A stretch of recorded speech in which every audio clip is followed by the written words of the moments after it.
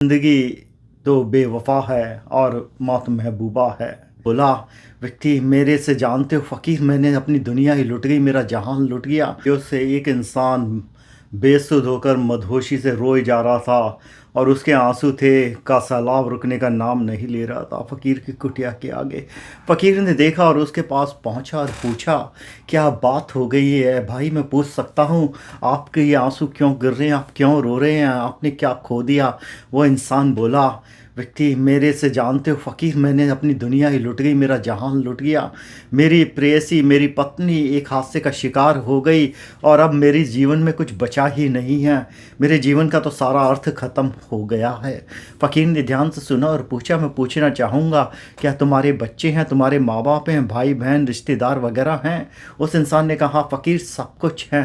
फ़कीर ने कहा, मैं ये तो नहीं कहूँगा कि तुम्हें रोना नहीं है, दुख नहीं करना, ये जो अंदर से तुम्हारा गुबार है ये निकल जाने दो, लेकिन एक चीज़ बताओ, क्या तुमने अपनी पत्नी को पूरा प्रेम नहीं किया जब वो तुम्हारे साथ थी?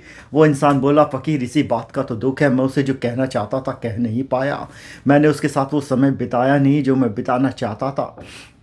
फ़कीर ने कहा, देखो, जो जा चुका वो बदला नहीं जा सकता। अर्जुन की भी हालत इसी तरह थी जब कुरुक्षेत्र में वो युद्ध के लिए जा रहा था, लेकिन कृष्ण ने उसे ज्ञान दिया और समझाया, जो आया है वो जाएगा।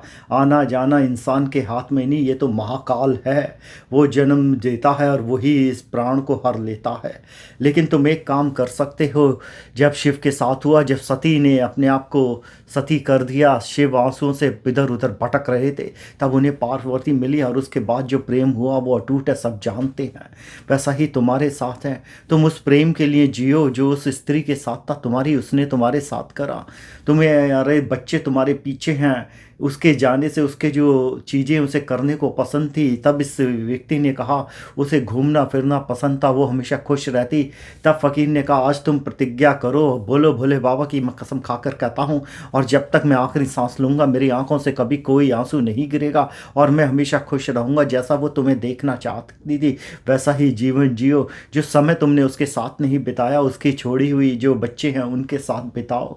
अब तुम ही उनके माँ और बाप हो के, ये तुम्हारी इच्छा होगी। ऐसा नहीं है कल जीवन में दूसरी स्त्री नहीं आएगी, लेकिन जो तुमने पहले में गलती करी वो दूसरे में मत करना। और जब तुम ऐसा करोगे तुम अपने जीवन को समझ पाओगे।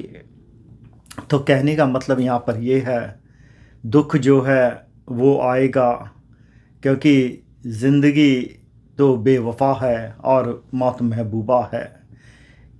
ग्रीफ करना बहुत ज़रूरी है, जिससे अंदर से आंसू निकल जाएं।